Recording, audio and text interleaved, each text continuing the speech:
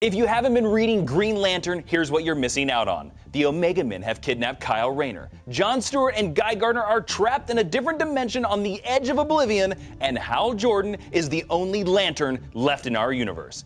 Writer Robert Venditti is here to fill in the gaps on the most famous Green Lantern of all time, so you'll be ready for issue number 49. Hal Jordan has returned to Earth to check in with his brother Jim and his nephew and niece, and basically make sure that everything's going okay. While he's there, there's a terrorist attack by a character named Sonar, who is a traditional Hal Jordan villain that goes back a long ways, who always had a sound-based power. And we revamped him and modernized him to where he's basically using sound-based bombs. And so he still has a sound-based power, and his name is still Sonar. And so while Hal's on Earth, he's now trying to find Sonar and to stop him from doing what he's doing. He has to figure out what Sonar's next move is, and that's kind of a different challenge for him. And that's where we see him at the end of 48 and at the beginning of 49. He's trying to figure out, the only way I'm going to be able to stop this guy is to figure out where he's going next and be there before he gets there. Tell me about how you decided to introduce Parallax into the story.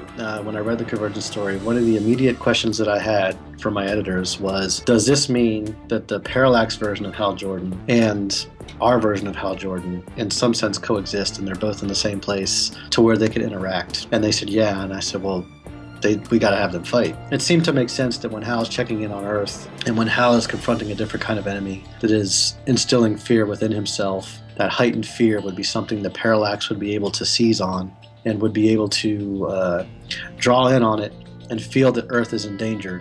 So that kind of puts him on a collision course with our Hal Jordan, where he's going to have to face an alternate version of himself. What's the difference between the Green Lantern Gauntlet and a Green Lantern ring? What are the limitations, the powers, and so on? Sure, the Green Lantern ring is the ultimate refinement of the technology. The Green Lantern Gauntlet is the original prototype weapon that harnessed the green willpower of the emotional spectrum. Like prototypes are, it's much less stable than the Green Lantern ring. The interface with the user is much more spontaneous. And so, whereas the Green Lantern ring is something that you will wield and you will focus on making it do what you want it to do, the Gauntlet will almost pull things out of Hal's head subconsciously and make them happen. Now, for somebody who's already a very spontaneous individual, that can get a little dangerous, So he's trying to wrestle with that as well. And as we're going to see as we go into number 50, it's going to be a hugely significant moment for the character. It's something that we have never seen before. And it's all going to be tied to the Gauntlet.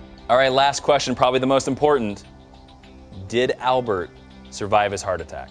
We don't ever see it in the story, but in my world, yes, Albert survived his heart attack and is going to be able to take his wife to the buffet for many more years to come. So that's a peek for what's in store in Green Lantern, but for more Emerald goodness, check out Green Arrow number 49, and be sure to click subscribe so that you can see our interviews from the Batman Bad Blood premiere.